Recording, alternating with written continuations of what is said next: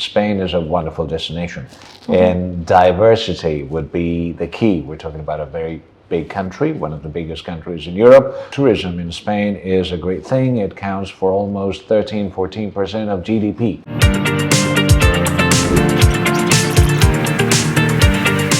आपने अक्सर सुना है, वो कहते हैं ना कि keep your eyes years mind open, inspiration is all around you.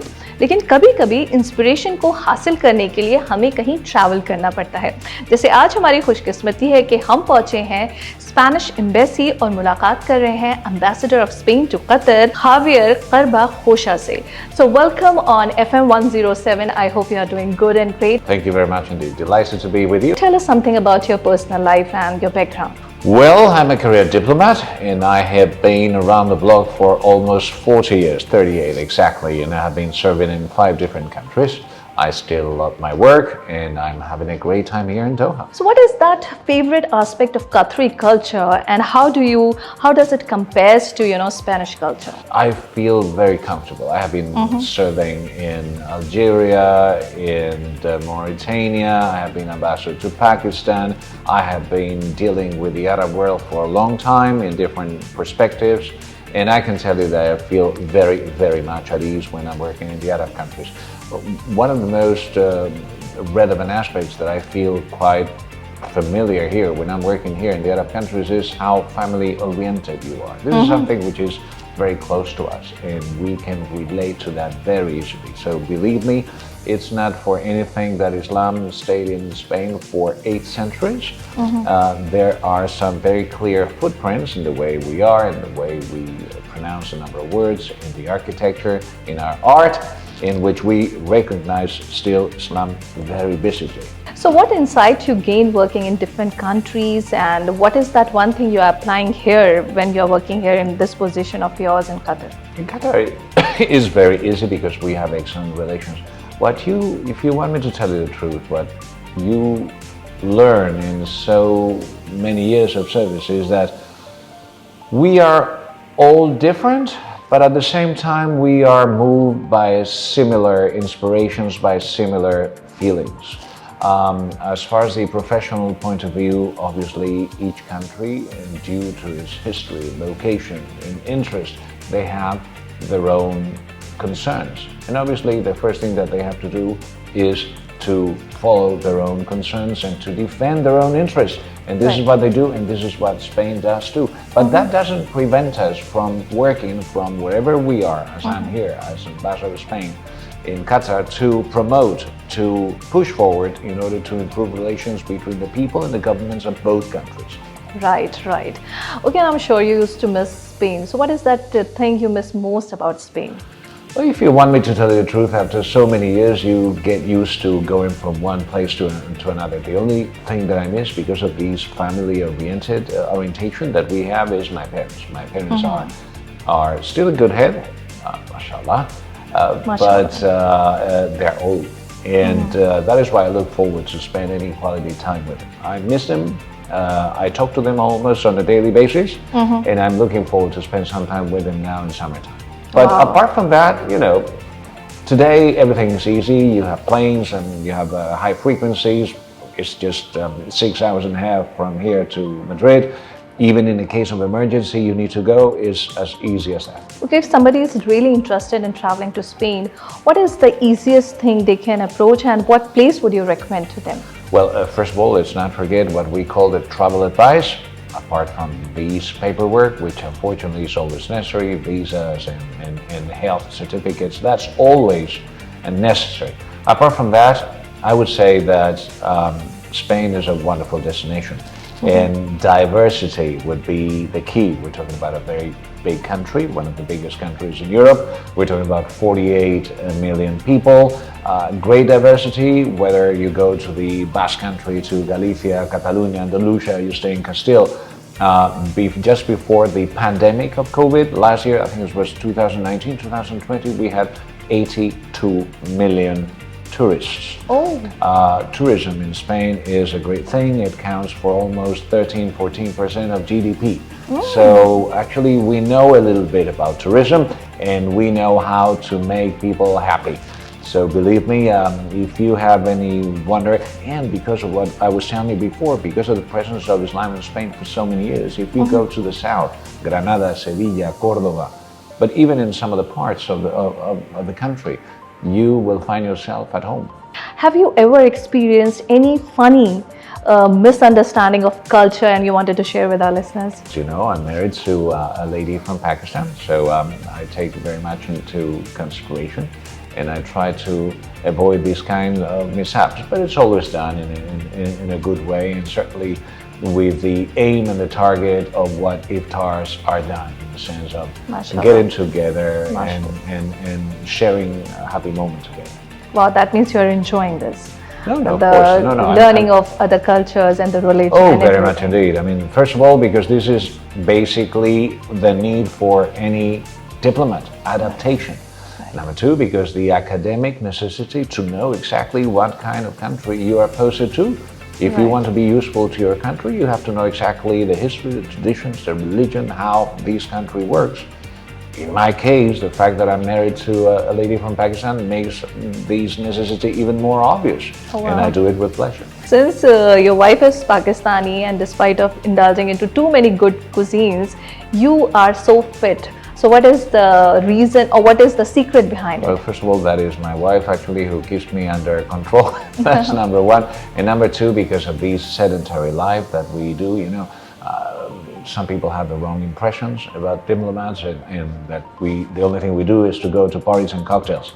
Nothing more away from the truth. We do a lot of meetings, we spend a lot of hours in our offices, we travel a lot, and yes, we have to attend a number of cultural and national events which are part of our work. But that means that we spend a lot of time in periods which are not particularly healthy. You have to actually you force yourself in order to do some exercise, because otherwise, particularly from some age onwards, you have a tendency to accumulate something that you don't want to. So you have to force yourself a little bit. All right. So how do you see the relationship, I mean the bilateral relation of the two countries, Qatar and Spain, the times They to are come? excellent relations. The Emir paid a state visit to Spain in May 2022, and we decided that we needed more than the conventional bilateral relations, and we decided to elevate that to the strategic partnership. Strategic partnership is not only a fancy denomination. That means that beyond the natural and conventional limit, we are going to deepen and to broaden our relations, not only in political dialogues, but in everything: health, defense, transportation, anything that you might think of in order to broaden these relations. That is already good, but we need to take it to the next level. The King was here in November 22, not only to support the Spanish team, but also to have very nice conversations with the Emir in order to raise a number of issues. They get along very well, and I have to say that that helps when both heads of states have a very nice relationship. You know, even if the Emir is younger, but I could say that they belong to the same generation. That helps a lot. Your Excellency, in your opinion, what makes Spain the most attractive destination for Qatari tourists and the investors? As I told you before, we had 82 million people that would tell you that this is a very good destination. I'm just referring to the figure of people who we had as tourists last year before the pandemic. But at the same time, it is the third country with a higher number of sites declared as heritage of mankind. That is something. What I try to say is that whether you go for the cultural tourism or the beach or for the gastronomy, which is something extraordinary, you have everything under the sun, if I may use what we used to say before about Spain. I would encourage everyone to come over to visit us and to review a part of the old Spain's history, as Islam was the case during so many centuries. So now my question to this, that now the world has become, more advanced. We are talking about artificial intelligence. So how do you leverage social media in engaging with your public, and what would be your approach to this? Social media are part of today's world. I mean, to tell you the truth, I'm not very inclined to those. I'm rather a traditional type. obviously That's because of my age. Really. But the truth is that you have to work with them. Here at the embassy, we have the social networks. We use them to regularly to communicate not only with the Qatari people, but also with our own community. So Facebook, Twitter, the website of the embassy. These are regular tools that we use. We're very happy to do so. They don't replace the conventional items, like coming over to the embassy and doing whatever piece of documents you need to do in order to keep your status according to the law and regulations. But certainly this is something that we work on regularly, on a regular basis. Wow, great. Okay, now my question is, what advice you would like to give to the people who wanted to pursue their career in diplomacy? Honestly, and I'm not talking only about Spaniards, first of all is you should know your own country well, and you should love your country above everything. That is the first thing. You, as a diplomat, you are the first line of defense of your own country overseas. And as much as I was telling you before that you have to adapt and you have to sympathize and you have to understand your interlocutor's problem in order to be able to offer a solution when that arises, but first and foremost, you have to know who is your boss. And your boss is your country, and your loyalty is to your country. And it is not incompatible at all with the fact of working hard with other stakeholders in order to look for a solution to common challenges, common problems. You have to. This is what you're paid for. But without forgetting, at any moment, who is your first and most important connection. Wow. Your country, your values, your government, your religion. That is everything. The complete history and everything. Exactly. That's very good. That you need to be rooted. That's right, because you're representing your country. Absolutely. Otherwise, how on earth are you going to be strong and solid enough to defend the interests of your country? But at the same time, you need adaptation skills, flexibility, capacity to understand what the other guy is telling you, because otherwise you will not ever be able to offer a possible solution. Such a nice advice. Your Excellency, what do you do when you get time? Though I know you're so busy, but when you get time, what you love to do? What are your hobbies? Read and exercising and taking my wife out for dinner. You know, the normal things everyone does. You know? You are a family person. You sound as if you are. I like it very much. Wow, that's great.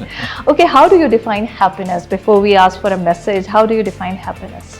I think that basically it's a matter of balance. In your private life, your professional life, your relations with others, and at the same time to be able to enjoy the little details, the little moments, the normal, regular moments of daily life. I'm not thinking, when I think about happiness, I'm not thinking about wonderful cruise in a fancy yacht. I'm thinking about just watching a nice movie with your family, or going for a trip, or for a walk, or exercising, or enjoying of your pets, or little things that add up on a daily basis and make you go to bed happy and said, it was a good day.